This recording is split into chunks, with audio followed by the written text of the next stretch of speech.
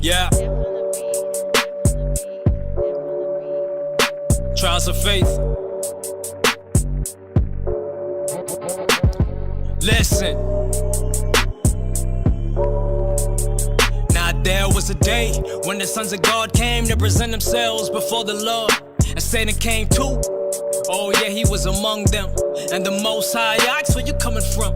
And he said, going fro in the earth. I'm from walking up and down in it. And the Lord said to Satan, have you considered my servant, that there is none like him in the earth? Perfect. An upright man who feareth God. Satan said, do Job fear you for naught? Have you not made a hedge about him and his house and everything he has? Man, you bless the works of his hands, his substance is line. Put forth your hands right now and you curse it to the face. Just give me chance to devour. You know I roam around like a lion. You know I've been around for a minute. You know I got tricks, I'ma get them. You know that I'll accuse them. I'ma try him and prove him and cause them to stumble. Oh, they ignorant of my devices. They ain't ready for the wiles of the devil, no. They ain't ready for the wiles of the devil, no. They ain't ready for the wiles of the devil, no. Ready for the wiles of the devil. Don't let Satan get advantage over us. Gotta stand against the wiles of the devil. And the Lord said to Satan, look, everything that he has is in your power. The only boundary is don't touch him. And Satan left from the Lord's presence. Then they stole all his asses and oxen. All the Sabians fell upon them. With the sword they had slain Job's servants. And the fire of the Lord had consumed some. And the fire of the Lord burned the sheep. And only I alone escaped to tell thee. But that ain't the worst of it. Your camels also were stolen by Chaldeans. And more servants were killed with the sword. And as I was speaking, there came in another. He said, oh, I got something to tell you. I escaped, but your sons and your daughters were eating and drinking.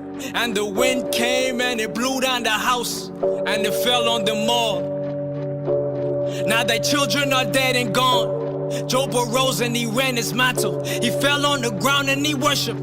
And even through all of this, Job committed no sin nor charged God foolishly. Just give me chance to devour. You know I roam around like a lion. You know I've been around for a minute. You know I got tricks, I'ma get them. You know that I'll accuse them. I'ma try him and prove him and cause them to stumble. Oh, they ignorant of my devices. They ain't ready for the wiles of the devil, no. They ain't ready for the wiles of the devil, no. They ain't ready for the wiles of the devil, no. They ain't ready for the wiles of the devil. Don't let Satan get advantage over us. Gotta stand against the wiles of the devil. Death on the beat, death on the beat, death on the beat. Wiles of the devil. Death on the beat, death on the beat. Gotta stand against the wiles of the devil.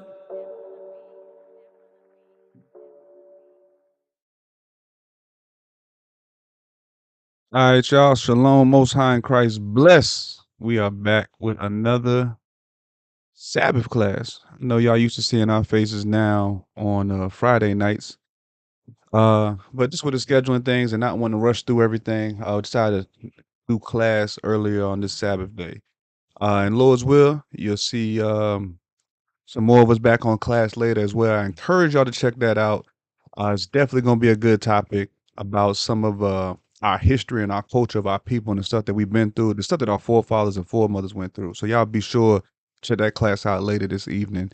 If you check out our page, there was a promo for it that was put out yesterday, I believe. So check that out. So here we are, restoring the proper order. We've been doing this class now. This will be the third week or the third time we've done this class, part 3. Last time we did it 2 weeks ago, we had some technical difficulties. So part 2 is broken up in 2 classes. So if you're going back, trying to catch up, just be aware that, one class is like 30 minutes long and the other one might be like an hour and some change or something like that. But part 2 is broken up. So, but all together though, we're on part 3. Now, originally, I didn't plan on breaking it out like this, like I tell y'all. But the way we started going through it, just the amount of time it took, and still not touching everything in the scriptures when it comes to the order of our households. But this is a lot to get through. So today we're going to try to finish up focusing mainly on the men part of it. And Lord's will, next time we come back, we'll start going into the women's roles as well. With Congregation Saints, I'm Brother Roy, and I got with me Brother Arye. All right. And as I think we opened up the same way last class, let's open up with 1 Corinthians chapter 11. So we could reiterate the order that the Lord put in place. And not only that, I encourage y'all really to go back through this class because we opened up with the first class kind of generically going over a high level view of what relationships are today, what the household should look like. Last class, we segued from teaching our children and reinforcing that to also proving each other, knowing that what that looks like in order to know who you're dealing with and having discernment on when you're proving out a partner. In Israel, we don't do dating. We don't just go around and do what is that thing that speed dating and stuff like that. We don't. Yeah. That's not what the Lord commanded us to do. And we get so caught up in what's going on in today's world that it's like, oh, that's not going to hurt too bad. That's not. But it's a door that you're opening that's going to lead to something else. If you put down a brother in today's world and you put 20 women in front of him, is that going to put him in the mindset of choosing a wife, or is it going to put him in a lustful mindset? He ain't gonna choose the best quality one. Right. 9 times out of 10, he's gonna choose the best looking one. Exactly. him. And then we get caught up in that. But there's so many layers in that because beauty can fade. Beauty is superficial. There's been times where I've seen situations where somebody might get in a car accident, a house fire, surgery, all these type of things. Beauty can fade. But are you really going to have that help meet that the Lord provided Adam? Are you really going to have the support system that you need? As a woman, are you going to be choosing the correct man to have a family with and start that life with? Who's leading you? And you should be following after a man that's following after Christ. So go ahead and read that. Start at verse 1 again. This is the book of 1 Corinthians, chapter 11 and verse 1. Be ye followers of me, even as I am also of Christ. Verse 2. Now I praise you, brethren, that ye remember me in all things, and keep the ordinances as I delivered them to you. Right. So Paul is always talking about the ordinances, the laws, the statutes. And I know there's a lot of controversy right now. It seems like it's picked up a lot more this time with the validity of Paul and his writings. But Paul only spoke the thing that the Lord gave him to go speak about. And he also delineated between what was of permission and what was of commandment. So all this false teachings, all these false teachers saying Paul wasn't legit and all that, do your due diligence, do your real research, and don't just follow these keyboard warriors or these one-off Israelite brothers who claim to be in the faith, and now they discredited in Paul. But keep going. Even in the scriptures, it says Paul was a Pharisee of the Pharisees. Right, that man knew the laws, That man knew the laws, and then he preached Christ. But that's a whole nother class. We don't get down that rabbit hole today. Yeah. Verse 3. But I will have you know that the head of every man is Christ, and the head of the woman is the man. Right. So if the man is not following after Christ, that should break the chain of command right there. He shouldn't have a woman following him. He shouldn't have children following him. Brothers and sisters shouldn't be looking to him for advice if he's not following Christ. That's step one. Go ahead.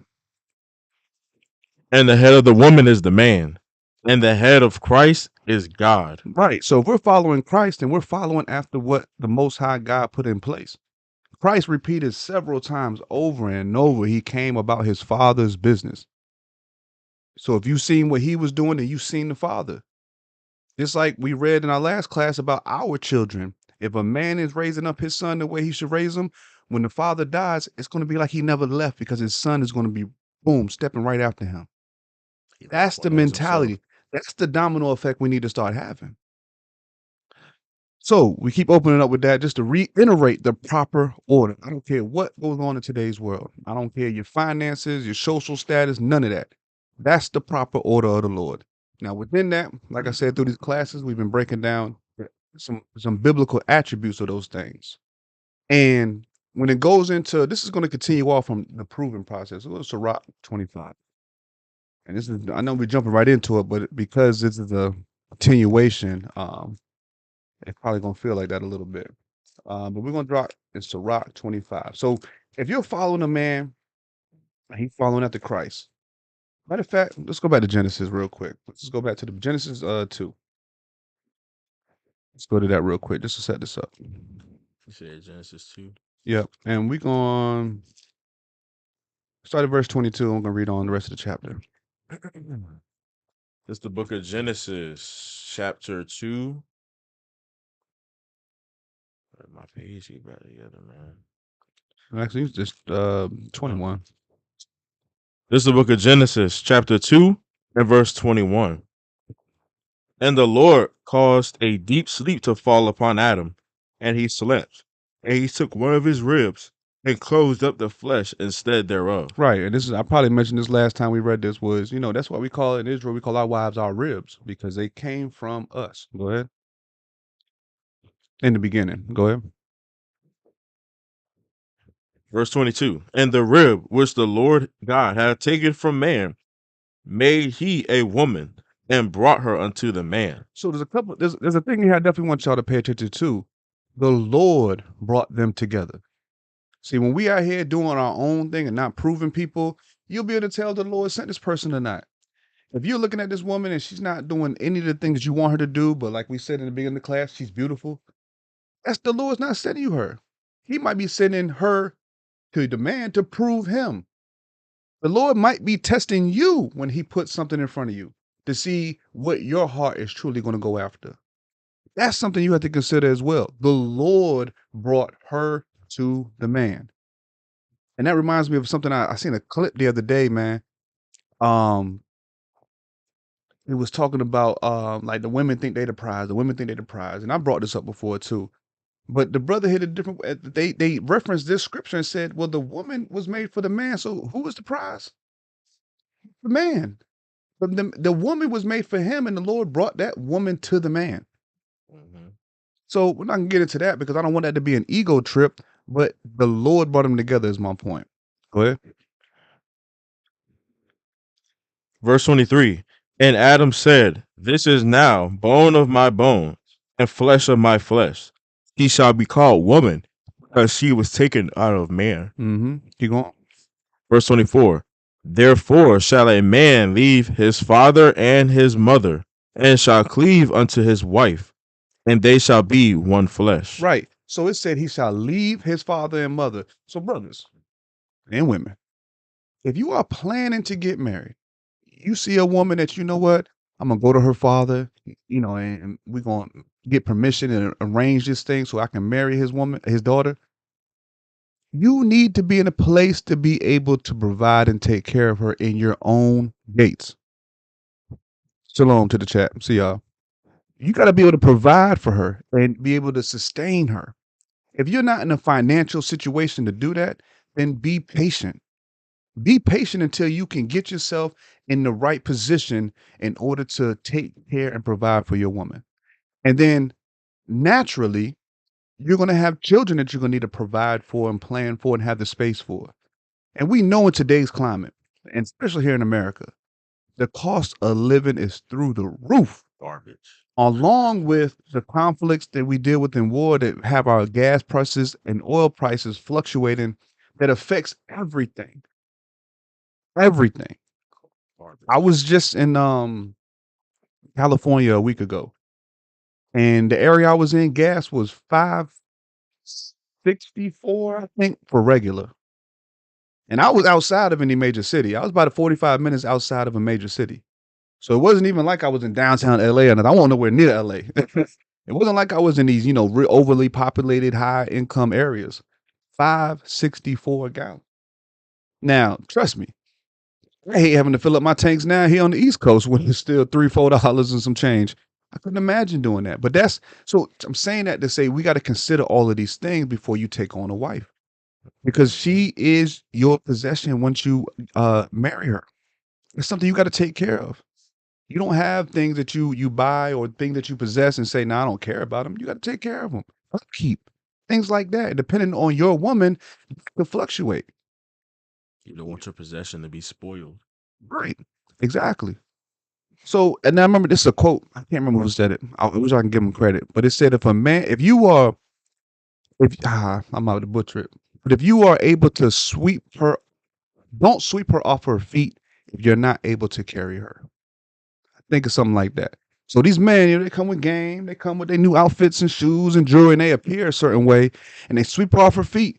But then reality comes in, or the day-to-day maintenance comes in, or the day-to-day upkeep comes in, and that's not really something that you can afford or something that you're able or ready to provide for at that moment.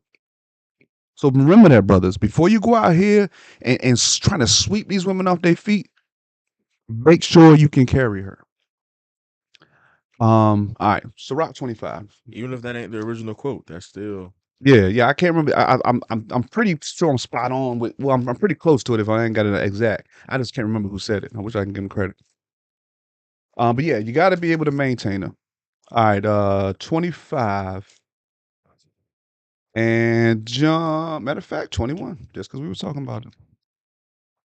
Now, there's a lot. Trust me. Hey, if we go through Sirach and read all of this, there's a lot of contrast between the good woman and the bad woman. We just gonna touch a few of those things, but I encourage y'all go through Sirach 25, 26, chapter 12. There's plenty of places in here where you can read about proving the type of women, good and bad. Proverbs got a whole lot of them too. Like it's a whole lot of different places you can read about the good characteristics and bad characteristics of a woman. But go ahead, Sirach 25 and 21. This is the book of Sirach, chapter 25, verse 21. Stumble not at the beauty of a woman. Hey, don't stumble at the beauty of a woman. I didn't even plan on reading this, but that's what we were talking about all class already. Do not stumble at the beauty of a woman, even though we love beautiful women. There's nothing wrong with being attracted and liking what you like, but don't stumble at it. Don't let it be a stumbling block for you. Go ahead. And desire her not for pleasure. Right. And we read that in our first class, I believe, when we went to Tobit, saying he wasn't just desiring his woman for lust. Take not this woman for lust. Yeah, and we But to shouldn't be marry. doing exactly. We should be doing it for marriage. Just like, and I'm not saying we're animals, but the Lord designs everything so we can see similitudes and stuff. Even when a male tries to court a woman in the wild, he has to impress her and be able to appear to be able to take care, provide, and protect. The female gorilla doesn't go get the smallest gorilla, the smallest male gorilla. He ain't even gonna be around because the alpha gorilla is gonna kick him out. Ain't no competition. The strongest gonna survive. And that's the same thing. We got to be spiritually. We got to be spiritually strong, chiseled up, ready to provide, protect, and instruct. And that's the type of woman that we want to be attracted to us.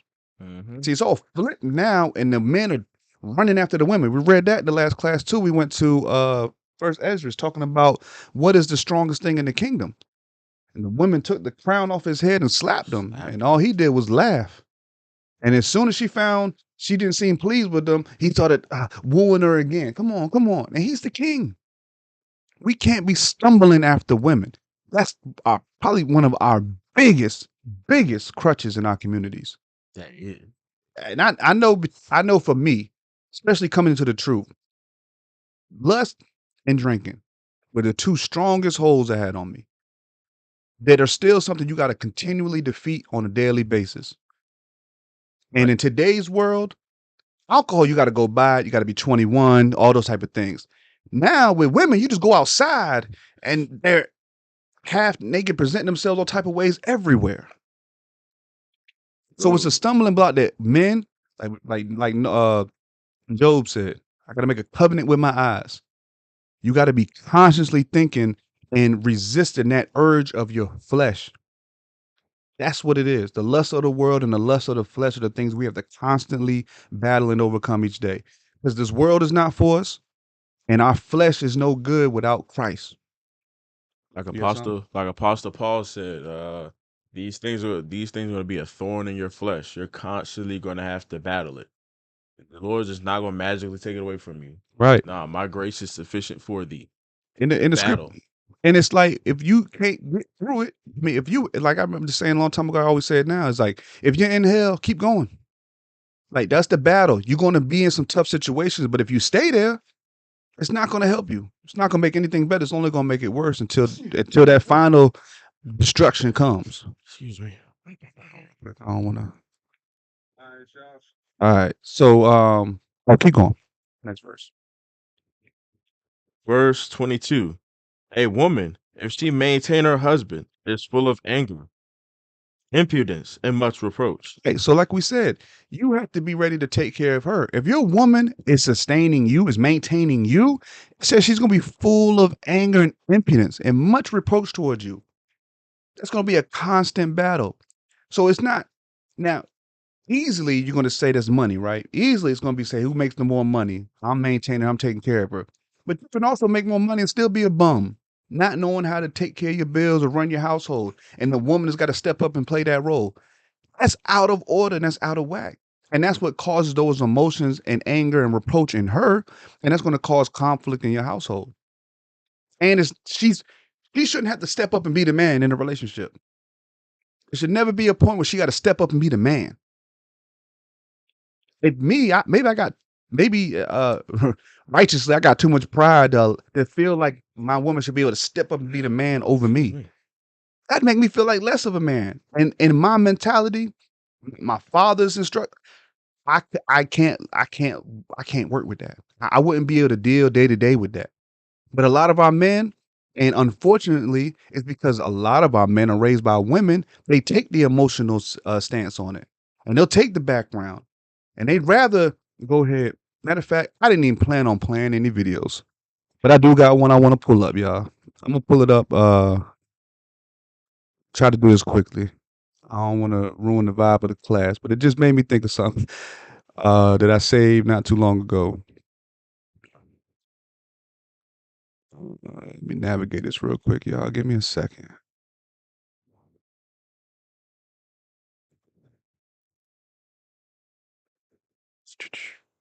Shouldn't be too far. There you go. Yep. All right, y'all. Give me 1 second while I cue this up. This is the kind of stuff that going on nowadays, man. When we look at our men, man, and unfortunately, man, well, I'm just gonna pull it up for y'all. Y'all check this out. Come on now. Oh, I hit the wrong button You again. keep getting small screen. You I got you. large. Yeah, that's it. I got you. All right, y'all. Let me all right, we're gonna try to get this right on the first time. Here we go. Check this video out, y'all.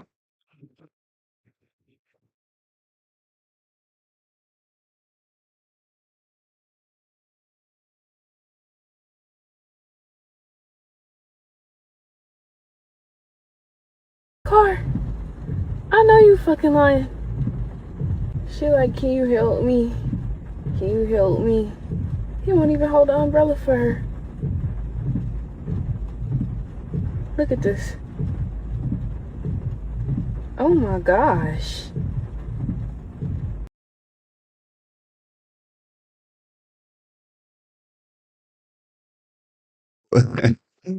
Y'all can't. Yeah. Check your mic. Yo, but if y'all just saw that video, right? This man out here in the rain, standing and watching his girl struggle with this changing the tire. Y'all gotta be like, this is the kind of man that are out here with our women. First of all, I hope she wised up right here in this moment and said, man, what kind of dude am I dealing with? And even before that, hopefully she has some kind of discernment or something where either way, this is the kind of things you gotta prove out. This is crazy work right there. Easy work. And this is happened. I've seen this before. I remember I was with a friend some years back, and their sister had a flat tire. So I'm all right, cool. We're gonna roll up on them, see if they need some help. We get there, same situation. The boyfriend sitting in the passenger seat. Didn't even get out of the car. I get out the car, see what kind of tools they got, see where the tire's at. Now, granted, she ain't had everything you needed to change the tire. So we couldn't do it right at that moment. So we had to call somebody. But when I say the girl boyfriend didn't even get out of the car to see what he could even try to do. And then I come across this video, and it's the same thing, man. This video look a little contrast a little off on that. But You could even YouTube how to change the tire. something he didn't have his phone out. Not even Googling nothing to see what he could have done to help her. Hold on, y'all. I'm trying to check something real quick with the camera settings. Click on it. See what like on that. No, sometimes it's just a contrast. Oh, it's another shot right there. See if that helped out a little bit. Okay. All right. Well, either way, we're gonna keep rolling, y'all. But yeah, so we You look a little sharp looking right now.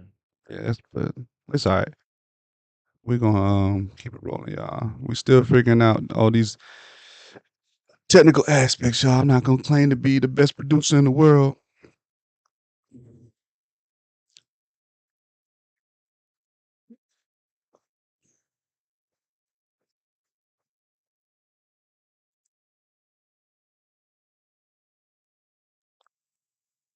All right. Well, we'll see if that helps any. All right, we'll get back to this. So It did, okay. it just shows that our women and our men, we got to really prove each other back and forth. So if a woman is read Sirach 25:22 again.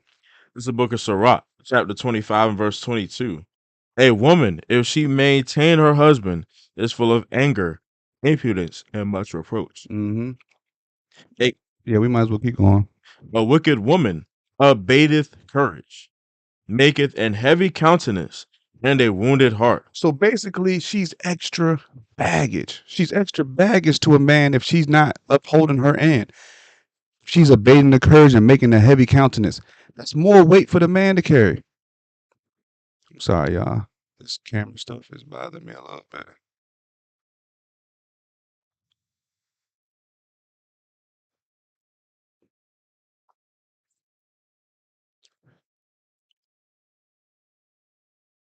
All right. But yeah, so you don't want a woman that's gonna make a heavy countenance and a wounded heart. Keep going. A woman that will not comfort her husband in distress maketh weak hands and feeble knees. Right. So you're gonna weaken your man if you're not there to support him. God created Eve to be a help meet, so she could support and help Adam in the garden and with his rulership.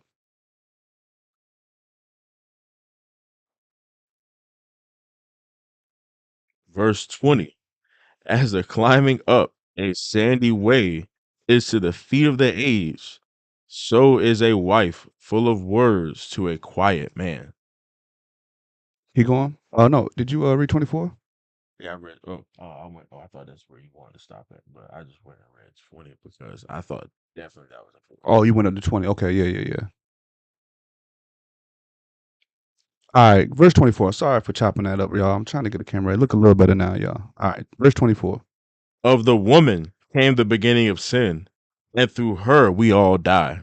Right. So we're gonna read that later as well. That's part of the reason that the man from the beginning is supposed to be the leader of his household, the leader of his gates, because sin entered in through the woman. Now, Adam should have had better direction and control of his gate so that Eve wouldn't go off and take something from another man.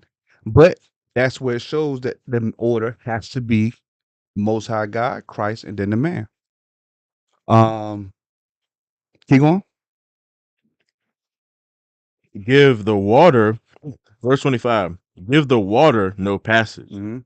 neither a wicked woman liberty to gad abroad. Right. So if you have water is going to go to the path of least resistance and it's going to level out. So if you have an opening and the water can get through there, that's the way it's going to go. It's the same thing we read about with our daughters. If y'all remember, we read about this when the men are supposed to raise up their daughters, you're not supposed to give them too much liberty. You're supposed to hold them down so she doesn't become pregnant in your gates or not be a virgin when she goes marries her husband. So it's the same thing with your wife. You're not supposed to let her just go out and go abroad and do anything because that can lead to so many other things. Trust me. In Israelite culture, it was never given to us to wear wedding rings. So how would the average person know a person is married or not? By the way they conduct themselves. But also, if she decides to let me be a little flirtatious, she might allow a man to holler at her, talk to her. You know what I'm saying? Or she go out to the club with her worldly friends. What kind of environment or things that's going to lead to? What's that going to happen? What's going to happen from that? Because we live in a world now with social media where everybody loves attention, and the women's times 10. So we got to be careful with that. Which leads me, I didn't really plan on doing that many videos a day, but I do have another one on that topic as well. Dude, even in our kingdom, like for one, and if we were in our natural place, we would never be driven off of lust.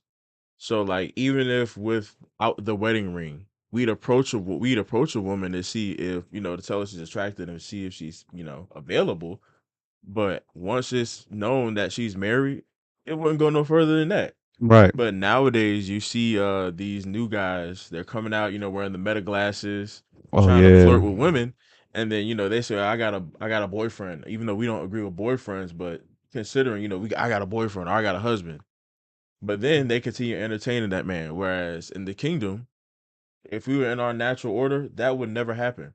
Right. Once the woman or the man announced, "Now I'm married," I'll praise to the Most High. Then go about your business. But because nowadays adultery and all that is high, you have to wear something to show that you're married. But even now, that's still not working. Yeah, but it's about the way you carry yourself. You can tell when somebody's a lot of people always tell me, especially different people I work with, that I look unapproachable. I always look serious. I don't be smiling a lot. And I try to be conscious of that sometimes. But most of the time I'm in my own thoughts and I ain't gonna say my own world because I'm aware of what's going on around me. But I'm not looking overly friendly. That's just my natural demeanor. I guess it's my resting man face is what they, the little slang they use. But you could tell when a woman's being flirtatious. You can tell when a man's being flirtatious. The way the woman, the way she dresses, right? But she's trying to attract the guy that she wants. She might not like all the other people that holler at her, but she's been asking for attention all day and she's waiting for the right one to come up and approach her. You could tell. You don't have to be all the way out your mind to not be able to tell if somebody's is open for that kind of communication and delivery. But real quick, I'm gonna play this. This is called, I guess it's a clip from Sunday's Grandma. My bad. Did the volume again. Get dressed. You at home. When y'all at home, you will not let her get dressed and go by herself. You will always get dressed. You'll say, "Well, honey, I don't think we need to go nowhere tonight." Okay. Okay. Okay. I think that's gonna be a hard one to swing. Some of these women like, I need to have my free time. Ain't no damn free time. What free time? When you get a husband, you don't have no free time. It's our time. That's our time. All the time. All the time. Free time is when you go to bed Right. and go to sleep. Okay. That one might be a hard one for me to swing. Either go to work. Because I done had a wild one that like to do her own thing a lot of times too. I know it. I know that. But you be the man. Okay. Don't never let a woman leave you at home while she's somewhere jugging or having fun. I got you. Okay? I got you. All right, here's When y'all at home, All right, y'all. So that's like that reminds how me to of like get my a great private motor grandmother. carrier DOT number. One, you're going to want to set up a private My bad. I don't know why it auto plays after, even though the video was still up there. My bad, y'all. So you heard Granny right there. Don't let your woman get dressed up and go out and jug and have a good time without you. And then you see the question, well, why grandma and granddad stay together even though they had ups and downs? Because the mentality was different. You had to maintain your household, maintain your families. All the stuff that we went through as a culture of people. Let's just keep it modern day American history, right? Speaking of that, 4th of July. It's a lot of 4th, man. Ain't gets nothing over here. I seen a post earlier. I reposted. The only 4th they getting acknowledgement around here is keep the Sabbath day. Happy Sabbath day. All praise to the Most High.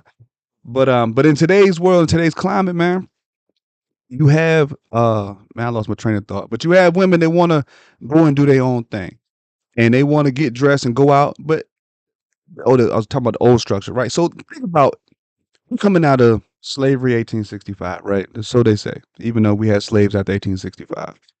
Let's get to the early 1900s, right? Slowly getting the women into the workforce, even the children. You get into World War I, World War II. One, our men started fighting, thinking that was going to give them some equality, some liberties in this country. So that slowly started now taking the men out the house. And you fast forward, you got all these different laws and situations and unjust punishments for crimes or falsely accused of crimes, right? 50s and 60s and lynchings and hangings.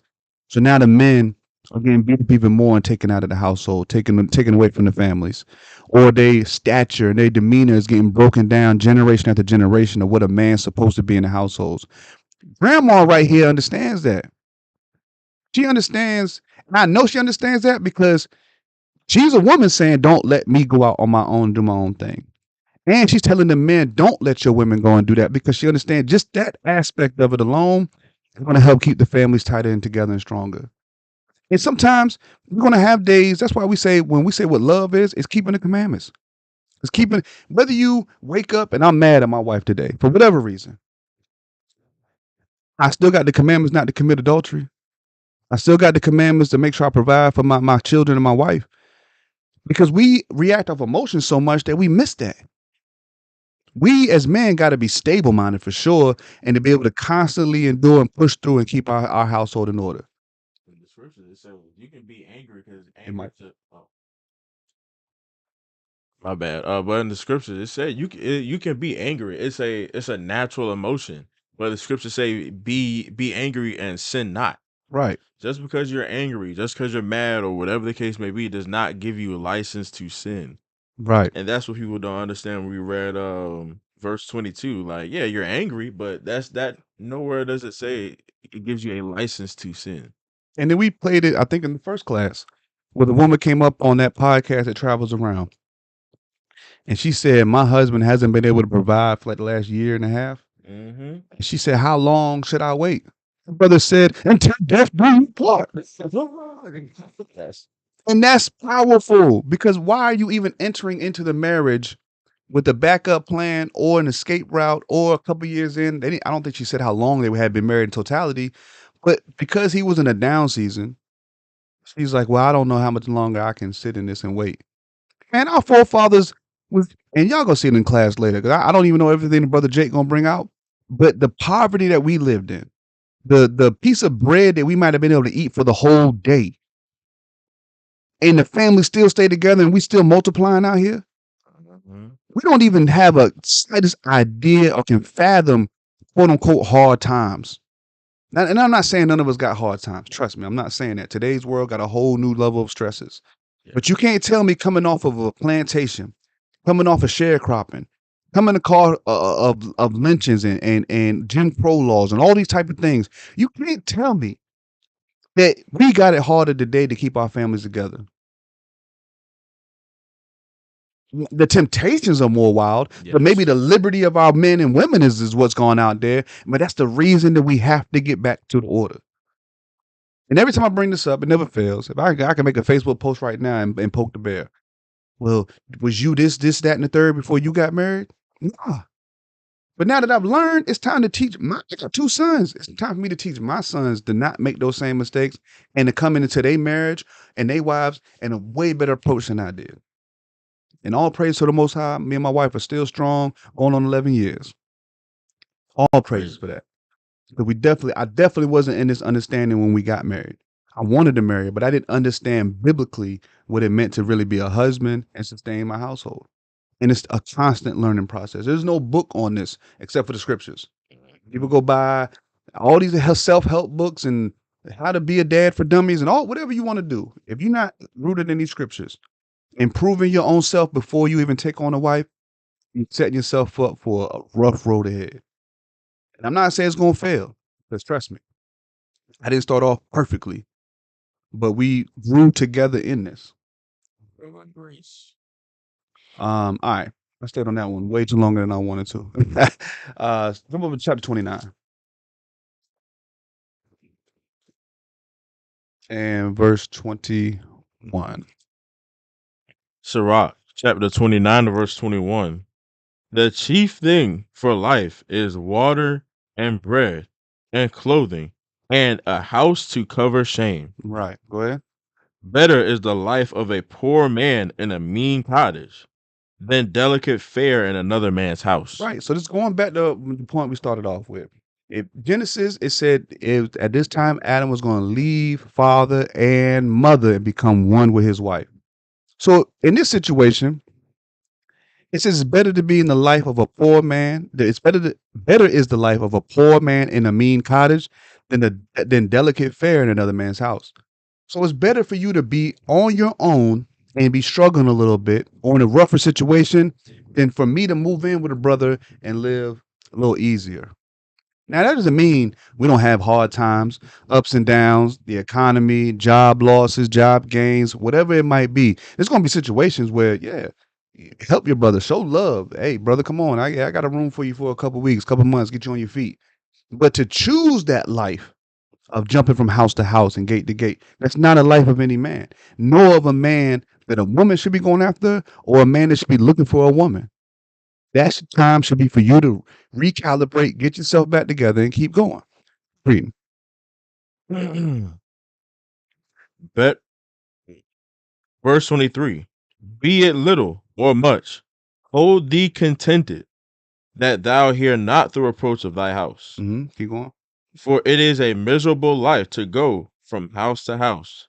For where thou art a stranger, thou darest not open thy mouth. Right. So it's a miserable life to go from house to house. You sleeping on couch to couch, bag here, there, and every. How's that going to work? Especially if you move into a brother's house that has a wife or kids. It's going to be a time where it's like, hey, brother, hey, you got to. It's time for you to come on, get up and go, man. Because one, as a man, I have a certain way that I operate in my house. Certain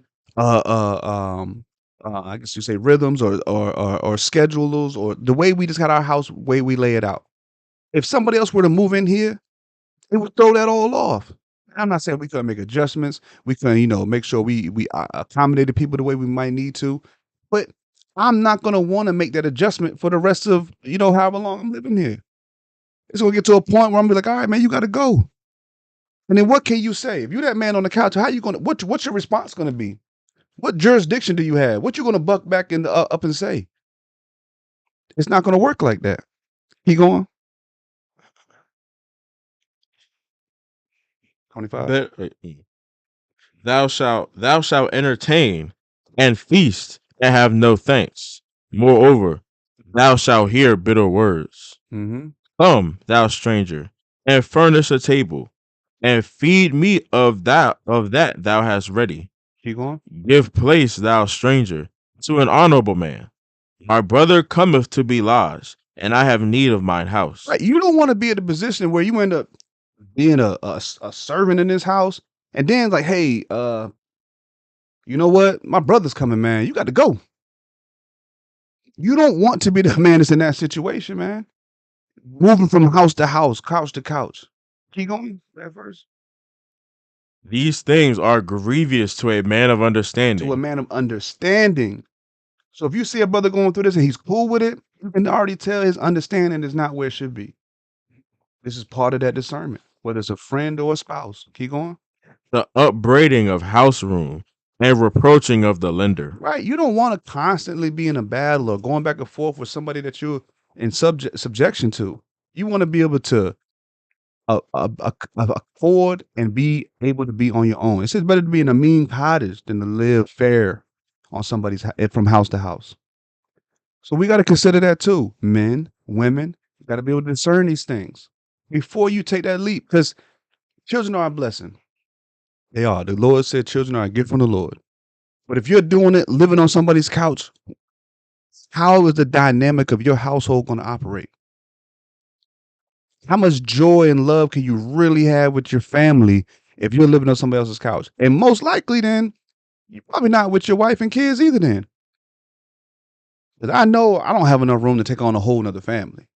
I mean, we might be able to make it work for a couple of nights, you know what I'm saying? I got an air mattress I can pull out, but it's just not going to be enough room. It's not going to be enough storage. You know what I'm saying? There's not going to be enough things to provide for a whole household. So the man, don't put yourself or allow yourself to get into a situation like that. And if you already there, cool. But what are you doing now to move forward and get out of it? Or now that you've gotten through that situation, you may have been there before. What are you teaching your children, your daughter, or your son to look out for, prepare themselves for? Over the classes, one of the things I harped on was how the parents, especially the fathers, are supposed to instruct their households.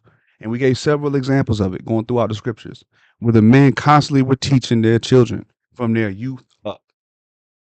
So really, if we're doing things the right way, and now most of us came into this after we was already grown or older. We didn't grow up in this from babes in this truth. But now us, this generation of brothers, we should be able to instill our kids from the youth up. We shouldn't have no bum 20-year-olds in Israel in the next 20 years. If you in this truth now, you just now having little kids, we shouldn't have, and I mean like bum mentality. I mean, I'm not talking about money and finances because that can always go up and down, and that's based off of a system that we can't control. Now, how we deal wisely with it, our mentality approaching those things is what we need to be building up and have discernment on. All right, where we going from here? Let's go to Second Thessalonians. A lot of these scriptures, man, y'all probably heard before. This is the part of the class where it's not a whole lot of reading. This is more so some more characteristics of our men, how we're supposed to be operating.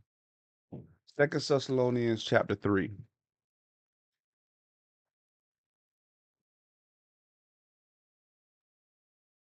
Verse 10. This is the book of 2 Thessalonians, chapter 3 and verse 10. For even when we were with you, this we commanded you, that if any would not work, neither should he eat. Right. So this goes to, especially for our men. If you ain't working, you ain't eating. You gotta pull your weight, like we say. You gotta carry your own tool bag, like we say at my job sometimes.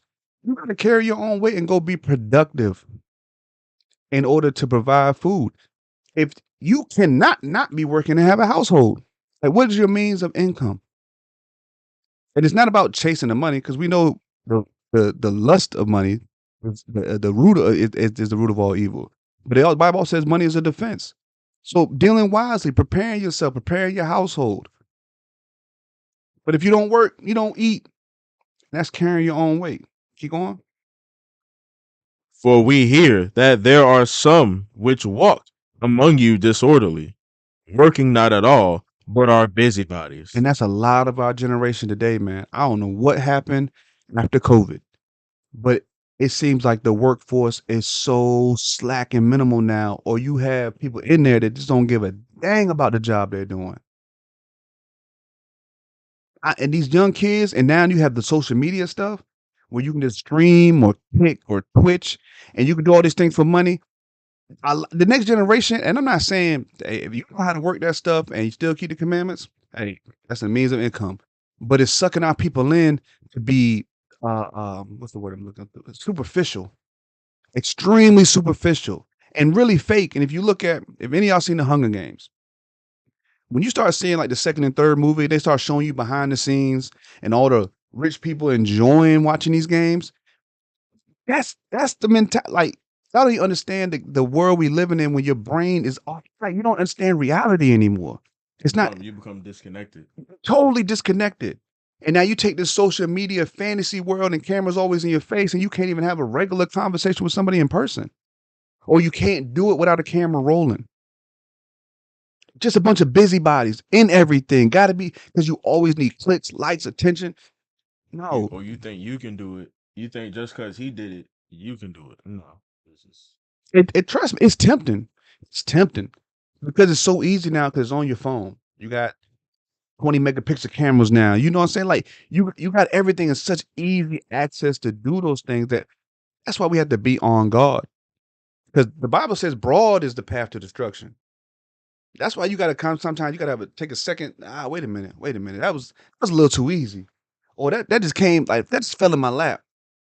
You really gotta like if your understanding is up, then you're gonna be able to see like, all right, is this from the Lord or is this something that's trying to trip me up?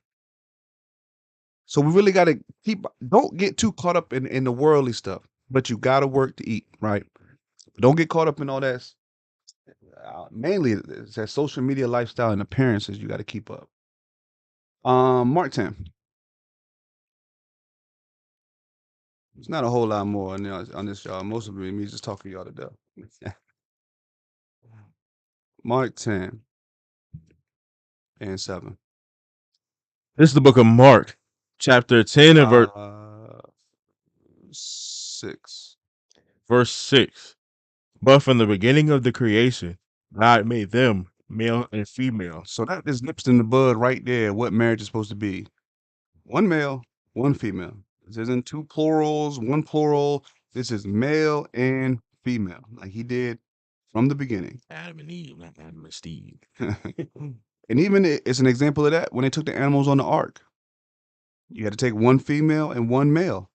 How else were they going to reproduce when they came off the boat? But go ahead.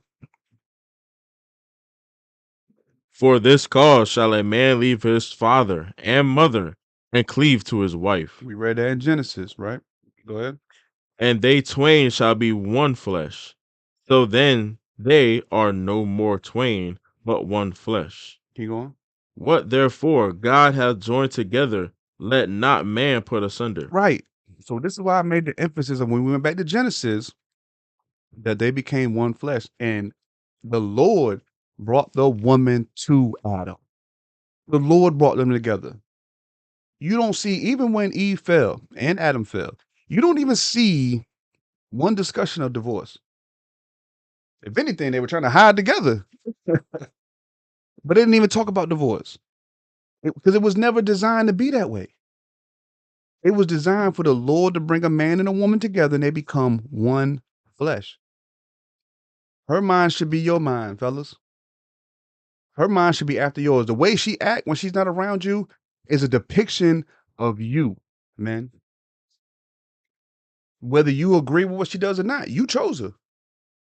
You chose her. That is your rib. That is your wife now. So if she's out moving a certain type of way, you need to look in the mirror, man, before you say something to her. Evaluate yourself. Are you instructing, leading by example, teaching the right things? And not just with marriage, but I mean, anytime I stumble in life, I'd be like, you know what? I can't point no finger at nobody else. I gotta look in the man in the mirror first. I gotta evaluate me and be like, man, how did this come up? How did I get in this situation? Because then if I'm not moving correctly, how can I expect the domino effect, right? Because it's Christ, man, the woman. If I'm out of whack, that's gonna be a domino effect. Man, we have a very, very important role in this thing, man.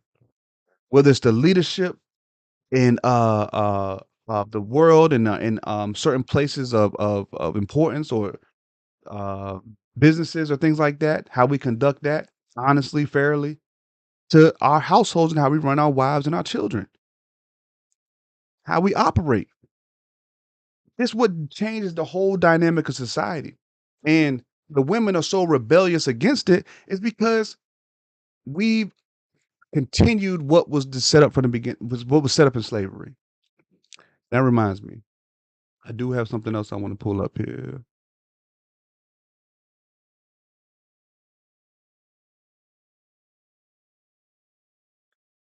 Give me a second. Pull this up. This comes from a book. Matter of fact, y'all gonna see this book later in another class as well. Later today. But some of y'all may have heard it.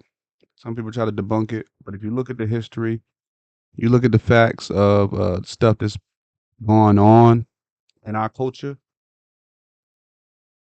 You know what? Did I put it in the class already? Yep, I already did. Yep. All right, so this book is called the Willie Lynch.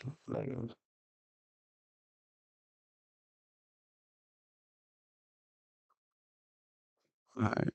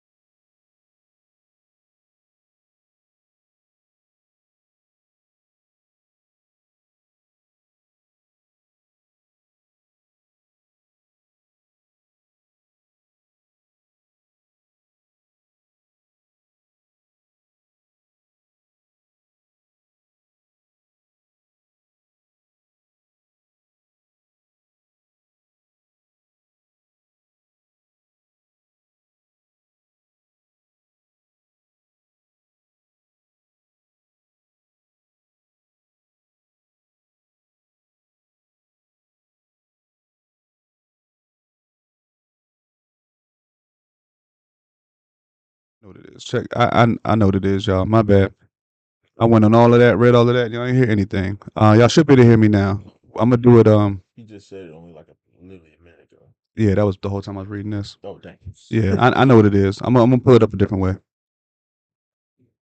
My bad, y'all.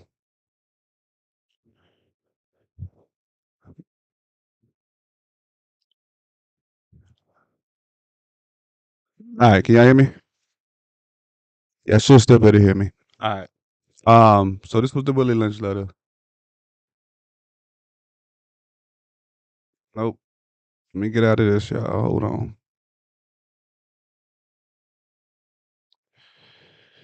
We're gonna figure it out. I do want to finish reading this, so give me 1 second.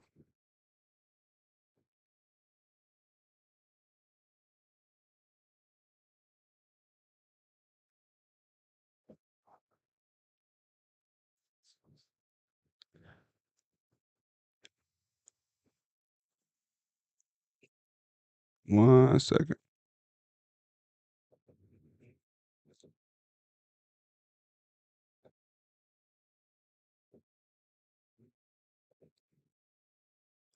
All right.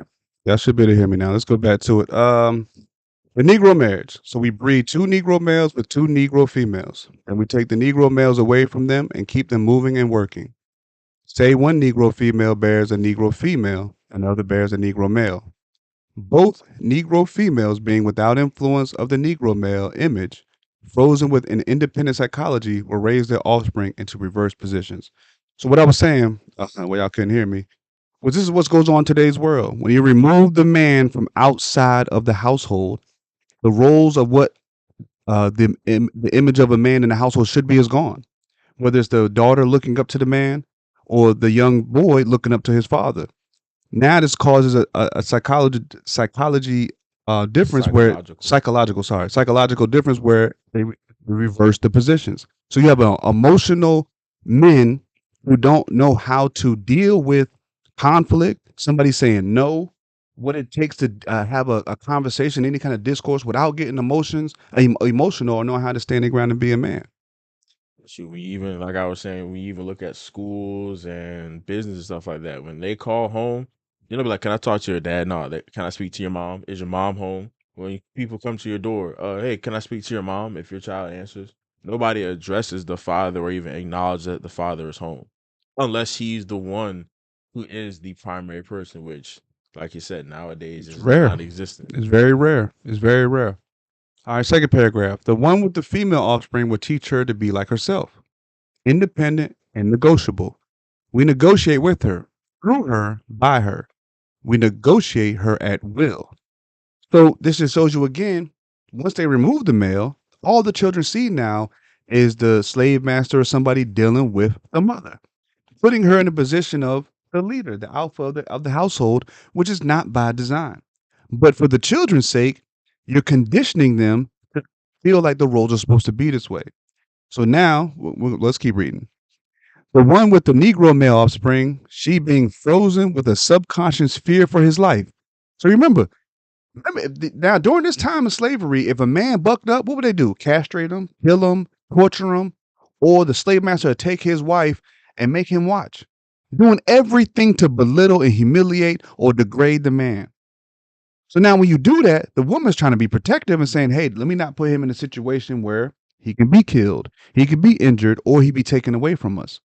So she's always going to humble down and continue to build that mindset of trying to defend him. And as we keep reading, will raise him to be mentally dependent and weak. Because now you don't want him bucking up against master. You don't want him to be too headstrong, right? That's what my great grandma used to say. You too headstrong. You're too forward, or you're talking back too much, because that would cause danger for him. So what does she do for her kids? Let's keep reading. So let's read that. Will raise him to be mentally dependent and weak, but physically strong. In other words, body over mind. Now, in a few years, when these 2 offsprings become fertile for early reproduction, we will mate and breed them and continue the cycle. That is good, sound, and long-range comprehensive planning. So, the daughter that Had the father taken out of his household, he raised her up to be independent and negotiable. And the young boy that was raised without his father, he is raised to be mentally dependent and weak, but physically strong. And we're going to say that this doesn't have an effect on what goes on today in our households. This is literally still going on today. I don't know if it was this book or another book that I read, but it said this was going to be, if you start conditioning them like this, you'll have them in this mindset for 400 years plus. This was this book. It was in this book too? Okay, yeah. I didn't read the whole thing again when I was looking for this. But it literally says you're going to have them programmed for generations to come if you do it right. And they've had a heck of a run on us. But this is the time where we got to break out of the normal society, what they call normal. We talked about it in the first class with the Jurassic Park movie. How divorce and visiting mom and visiting dad was a normal conversation for kids now. 2 birthdays, 2 Christmases. It's not normal. It's not normal. These holidays ain't normal either.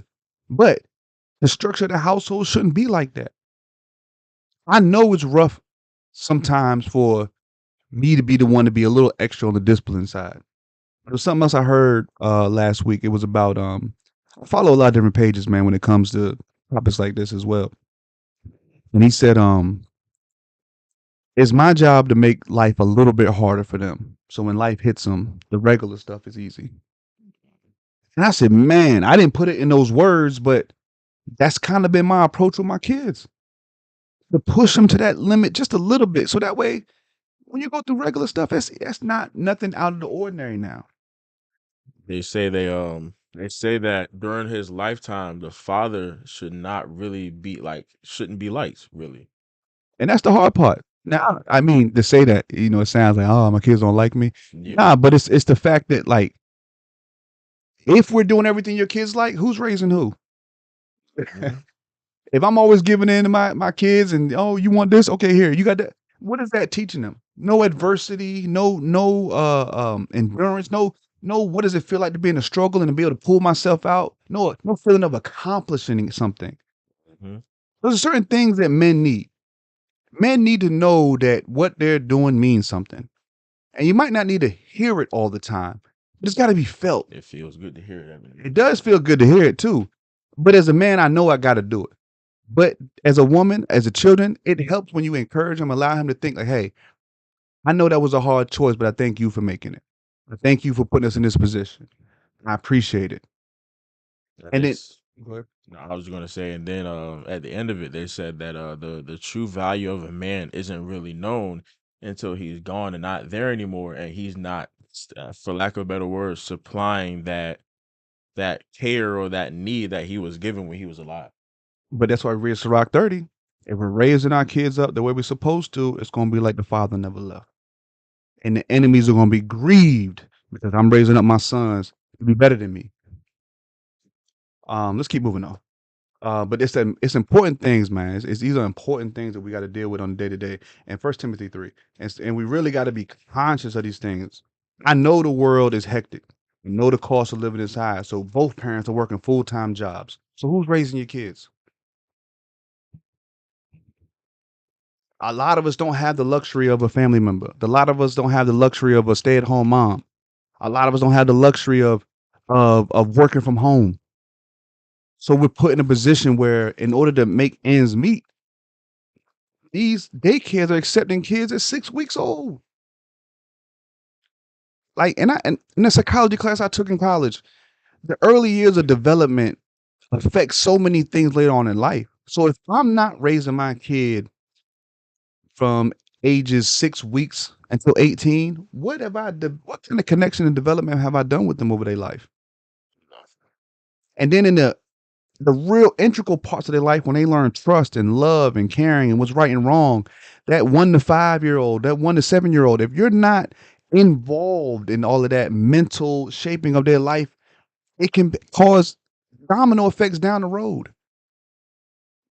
And everybody's starting off in the same place, but the opportunities, the advantages, and things like that all change after that.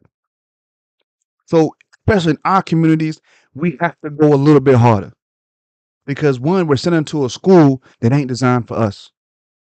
Just something simple as Black History Month and the history they're taking out of textbooks. This not system is not designed for us.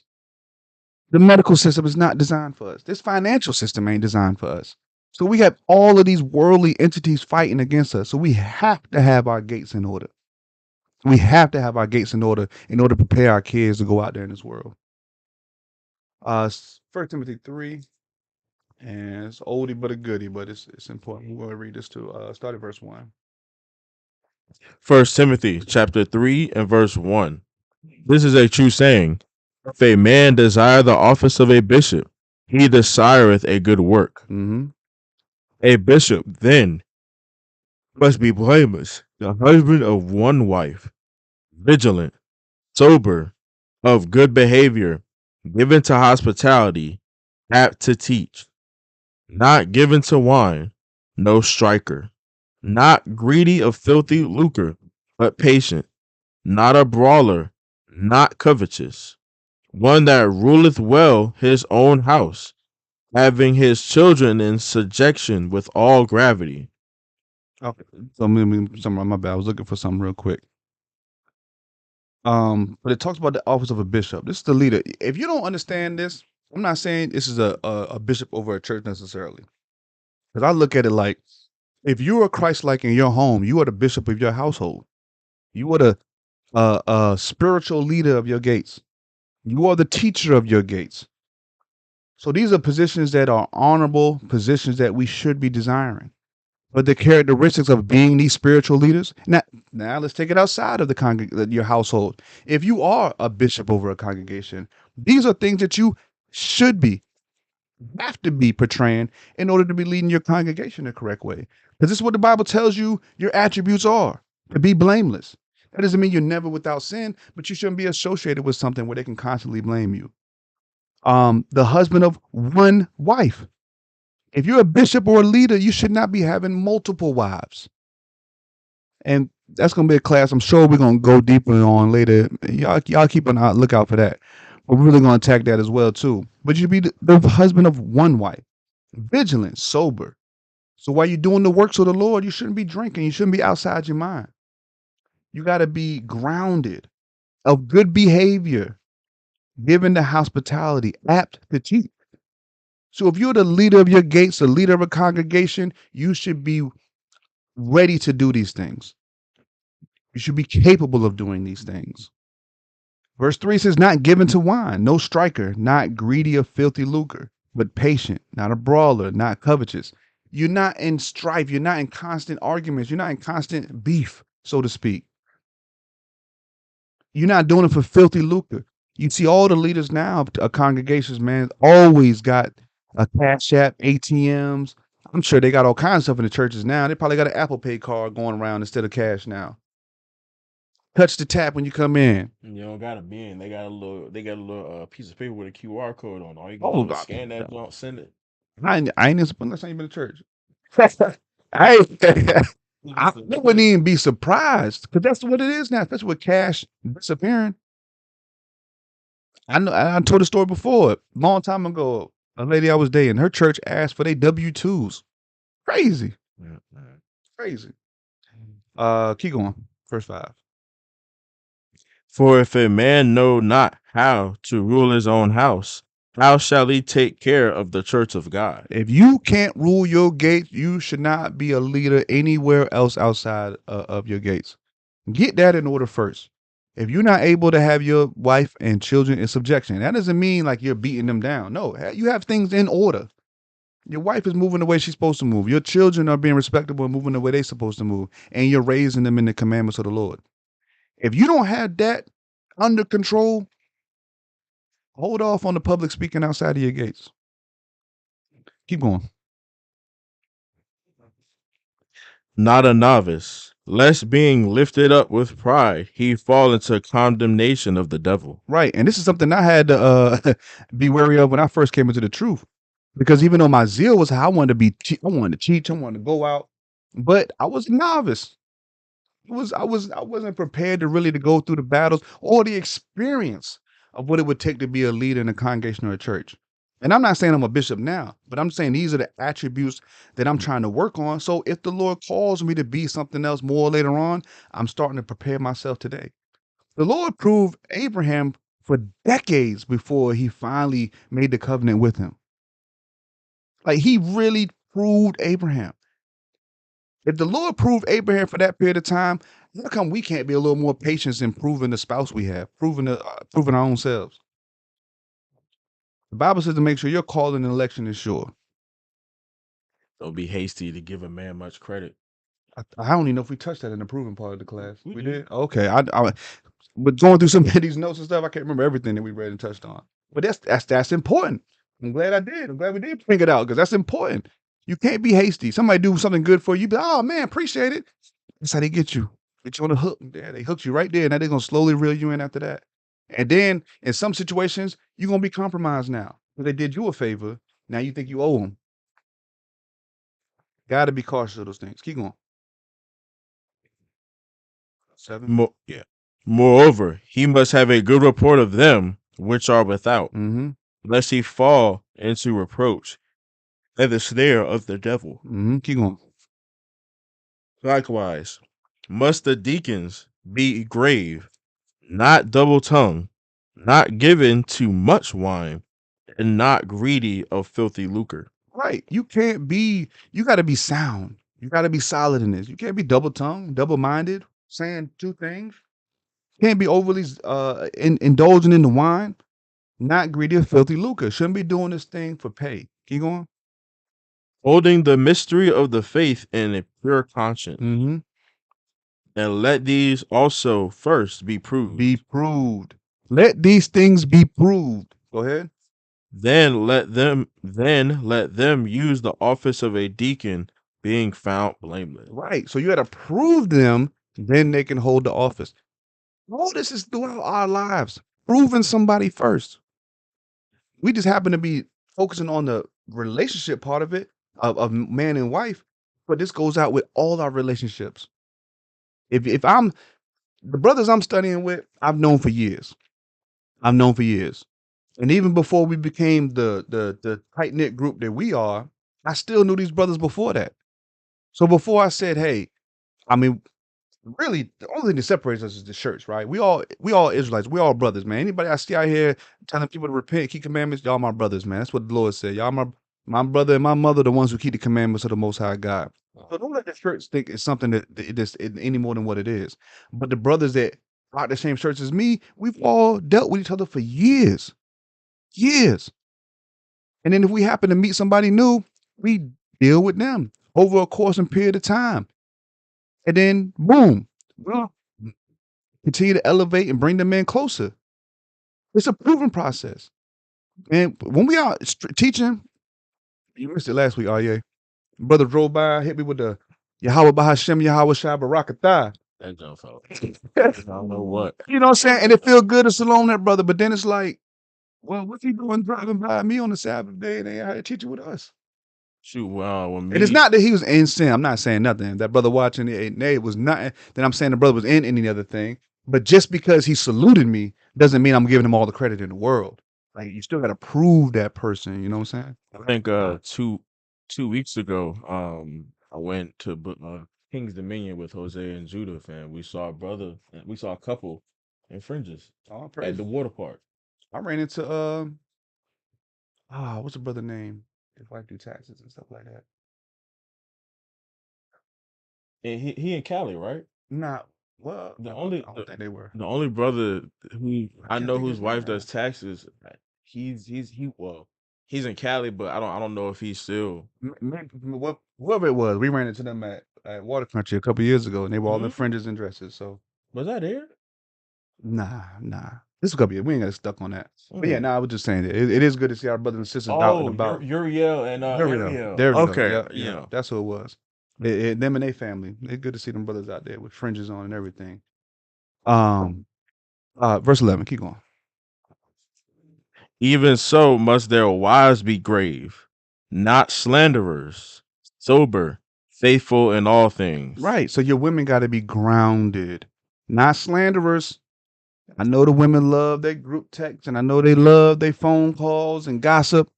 But slandering somebody, if truth is truth, and if you're doing it to make sure that the somebody might be aware of a situation, things like that, that's one thing. But if you just out here gossiping or making up lies and things like that, or telling false stories about somebody, that's evil, sis. That's evil. And be sober. You got women out here now, man. They grab a Henny bottle quicker than some brothers will. But it's not just sober with alcohol; it's also sober in our understanding and the things that we take into our minds, and faithful in all things. Last verse.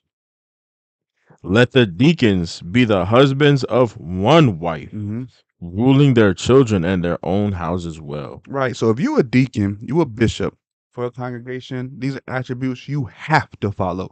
They're in the scriptures. And if you a man leading your household, these should be positions that we're aspiring for. Because we are the leaders of the congregation. The Bible says he placed a man over the congregation. We about to read. Go to 1 Timothy chapter 2. And start at verse 12. First Timothy. No, why did I say 12? Oh, I know why.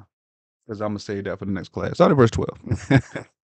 But I suffer not a woman to teach, nor to usurp authority over the man, but to be in silence. Right. And people that say, well, you just told this to one group of people. No, he's saying it because this is maybe what they were dealing with in this location, but it's the rules for all of our nation. I'm just going to tell you why. Keep going. For Adam was first formed, then Eve. Right. And Adam was not deceived, but the woman being deceived was in the transgression. Right. So because she was the one deceived, this is the reason that she's not supposed to be the one teaching over us. We just read it in the Willie Lynch letter of how they would negotiate with the women. Why do you think that is?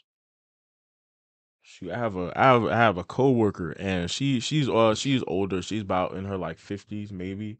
And so like we were just talking and at work, and I was telling her how, like, this is how I would want to run my household. I'm the head of the household, the woman's to help me.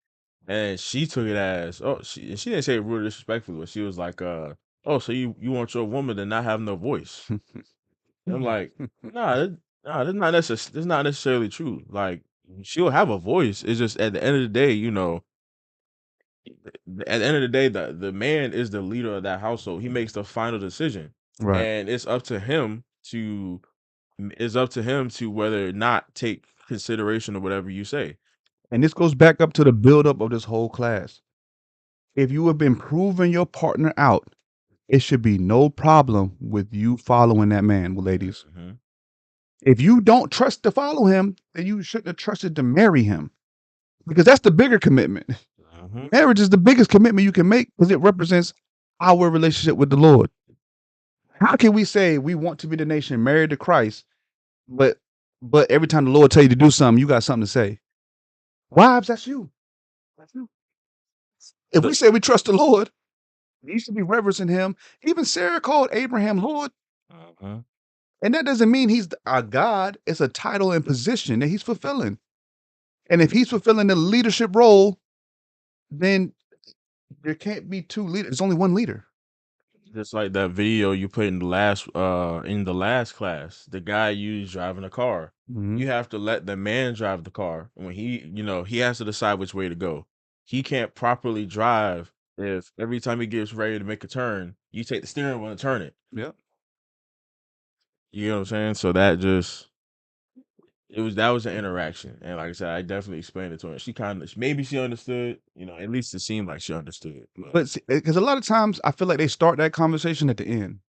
And that's why, came in and said, that's why we got to prove from the beginning. So that way, when you come to that fork in the road, when you come to that decision, it has to be made, you can trust him. Now, like you said, if she has something that's going to help the situation, give me more knowledge of the situation, because something I had to catch myself, and I tell my family this all the time. I got to be a little slower in my response sometimes when I hear a situation or I see something going on in my house. Like if I tell my son to do something and he decides to go do something else, sometimes I don't really give him the consideration of why'd you do something different. Well, mommy said that I didn't do that. Might be like, you know what, my bad. She gave you instructions before I did. I came in here telling you to do something different.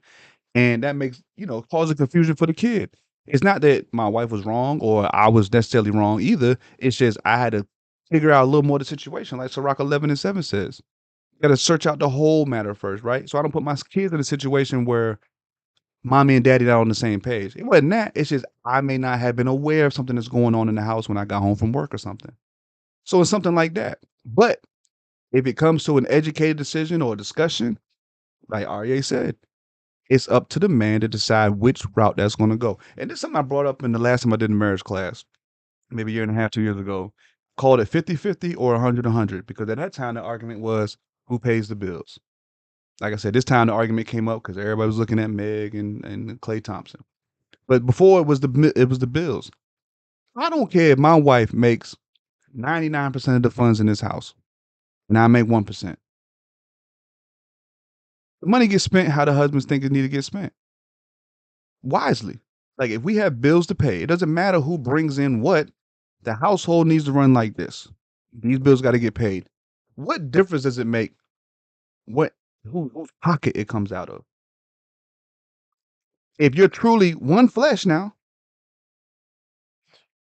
and I'm not saying everybody's fiscally responsible, so I'm not going to give you bad financial advice.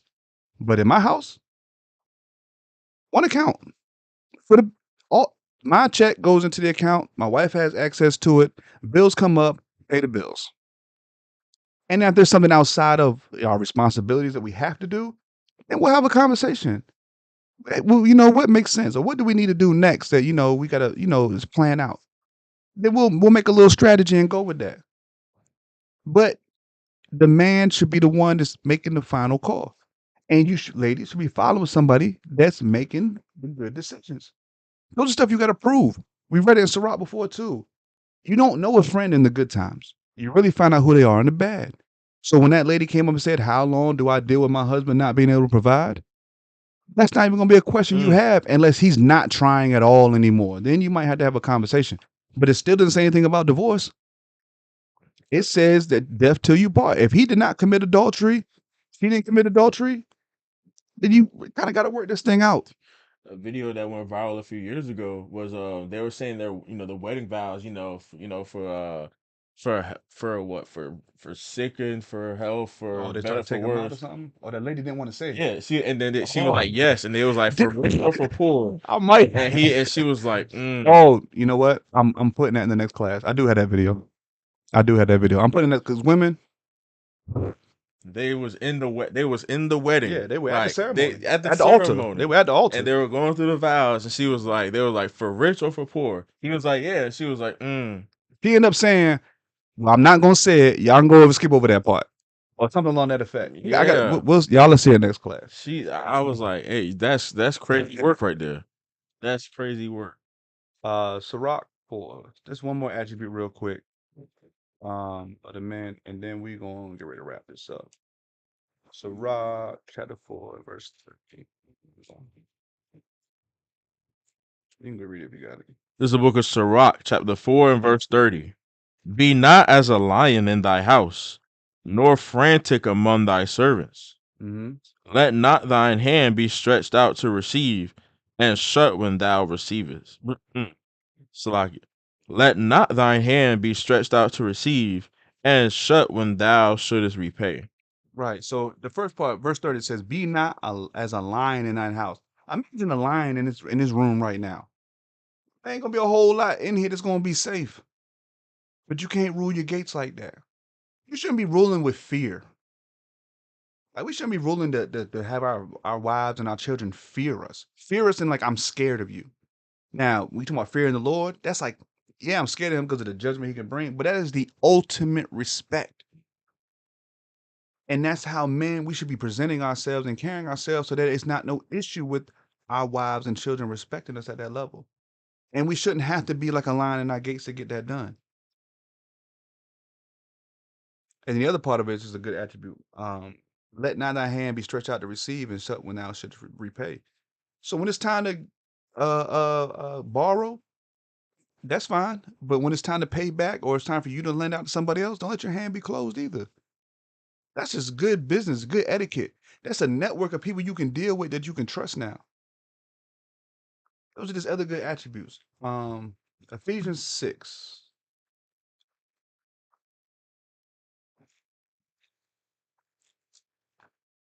In chapter 1, I mean verse 1.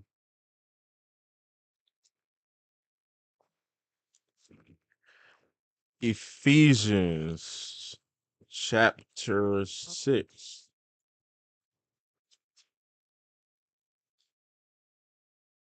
Yeah, it's about time for a new Bible. Goddamn. Ephesians chapter 6 and verse 1. Children, obey your parents in the Lord, for this is right. Right, and this goes back to how we're supposed to instruct our households. Keep going. Honor thy father and honor thy father and mother, which is the first commandment with promise, Mm-hmm. that it may be well with thee, and thou mayest live long on the earth. Keep going.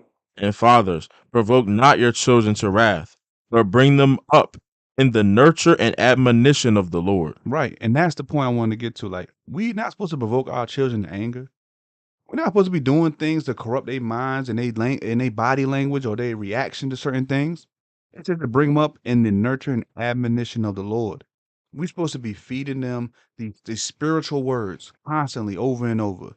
We read that in Deuteronomy. We read that in 1 Kings 2. We read that. Where else did we go? Sirach 30. Timothy. All these things about, yes, Sirach 30. All these things about raising up our children in the Lord, in the scriptures, in the laws and commandments. Those are the things we're supposed to be doing. Chapter 5 and verse 25. Sirach chapter 5 Ephesians chapter 5 and verse 25. Husbands, love your wives, Mm-hmm. even as Christ also loved the church and gave himself for it. That's how much we should be loving our wives. To be ready to lay down our lives for it. Because that's what Christ did for us. That's the ultimate love you can have for your neighbor, is to lay down your life for them. And Christ said, he said, that's the greatest love you can have for a friend. He said, ye are my friends, because he was going to lay his life down for us. Men, we have to be ready to do that. That's how hard we should be going for this. Go ahead. That he might sanctify and cleanse it with the washing of water by the word. Right. We should be baptizing our household continuously by washing them with this word. See, we get caught up in the notions and traditions of men and the carnal aspect of baptism. But you can go get dipped in water every day this week. But if you're not getting washed in the word, you're just a wet sinner and a dry sinner, then a wet sinner, then a dry sinner. We got to be washed in this word thoroughly. Go ahead. That he might present it to himself a glorious church, not having spot or wrinkle or any such thing, but that it should be holy and without blemish. Man, and it's verses like this, with all these verses constantly convict me and make me constantly think about how well am I doing in this walk. When I go over and read things like this again, or when I write a class like this and I'm reading through it, like, man, it's a self-reflection. Sometimes you might get lack in some things. You might get weak in some things, or you might not have known something that you thought you had it all together last week, but now, you know what? I got to humble down and continue to grow in this. I constantly consider myself as a babe in this walk. But I'm always learning so much new stuff in here, man. I can never think that I'm that mature, that knowledgeable in this word, to not humble myself down, and I can't constantly learn. But we had to. What kind of work is that, and what kind of pride would you have in that if you're trying to present your household, your wife, your church as spotless and blameless? That takes some effort. It takes consistency. It takes the knowledge of the scriptures. So, men, like, our role should be constantly in this. Even the kings read the laws daily. So if we're talking about we kings, we rulers, we all this and we all that, and we don't have the scriptures, you ain't nothing. You ain't nothing. Keep going. 28. So ought men to love their wives as their own bodies. Right. He that loveth his wife loveth himself. Go ahead. For no man ever hateth his own flesh, but nourisheth it, and cherisheth it, even as the Lord the church. So if you hate yourself, you're not going to take care of it. So if you don't hate yourself, then take care of your wife and your household just as good as you would yourself. That's how Christ took care of the church. Go ahead. For this cause shall a 30. for we are members of his body, of his flesh, and of his bones. Mm-hmm. For this cause shall a man leave his father and mother, and shall be joined unto his wife, and they two shall be one flesh. This is the great mystery, but I speak concerning Christ and the church. Nevertheless, let every one of you in particular. Okay. Oh, well, go ahead. You can finish it. Nevertheless, every one of you in particular so love his wife even as himself, and the wife see that Nevertheless, let every one of you in particular so love his wife even as himself, and the wife see that she reverence her husband. Right. So that's going to wrap it up for this class. When we come back, and it might be a few weeks from now, I think I'll be out of town the next time we schedule to do this class. But when we come back, we're going to take the angle of the women. For most of this class, we've kind of gave some examples and touched on a couple of things, but we've really been focusing on the men because that's where it starts. Men have to be in order. There's no husbands out here if the men aren't in order. There's no fathers out here if the men are not in order. There's no leaders out here if the men are not in order. So how can we build a family in a community, in a congregation, or the church if the men are not in order? So that's why I chose to focus on them heavily more the last 2 weeks, and some attributes of them, and some tools on how to prove each other. If you're keeping the commandments and you're studying diligently, that's most of the battle right there. Because you're going to know a man by his speech. You're going to know a man by his look. You're going to know a woman by her haughty eyes. There's going to be key things that you're going to be able to look out for from a distance. Now, I do remember who said this. Jay-Z. It was an intro to a video, man, probably 20 years ago. Maybe not that long. I ain't that old. Maybe like 15 years ago. And he was like, if you ever want to get to know somebody, don't let them know you're watching them. Because if they know you're watching them, they're going to be on their best behavior. So even from a distance, you should be able to discern what kind of spirit people are moving in sometimes from a distance. But don't let that be the only thing you use, because you got to search out the whole matter. You really might have to have a conversation. You might really have to really see where their mindset is at. You know what I mean? To really prove that thing out. And it's through the good and the bad situations. So Lord's will, y'all got something from this. I pray y'all go back and watch. It's 4 different videos, but it's only 3 parts of the class. The second part 2 class, we had some technical difficulties that cut us off. But I pray y'all go back and kind of put all of these things together so we can be prepared to prove our women, prove our wives. And we'll see how that goes in the next class. But women, y'all on deck. Brother Roy. Brother Arya. And Lord's will, in a few more hours, we'll be back on. Brother Jake and probably myself doing another class. It's a whole different thing than what we just went through today, this afternoon. Pray y'all really tune back in. I think it's going to be eye-opening and maybe a mental reset that we need in the times and conditions that we living in. And that's what I even really know everything Jake going to go over in this class, but I'm sure it's going to be good. Congregation of Saints, with that, we're going to say Shalom. Shalom.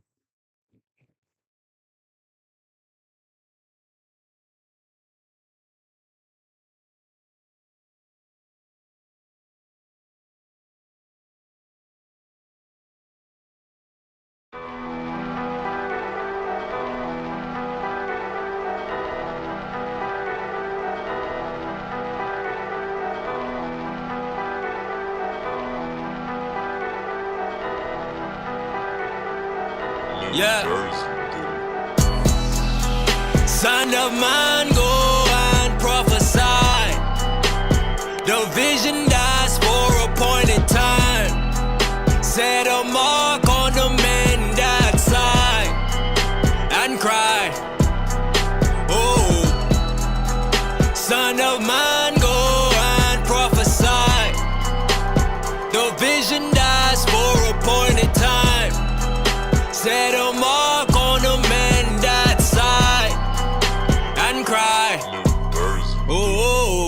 put forth his hand and he took me by a lock on my head, and the Spirit took me up in the visions of the Most High, to the city of Jerusalem, to the door of the inner gate toward the north, where I saw the Ark of the Covenant, the seed of the image of jealousy, at the gate of the altar in the entry.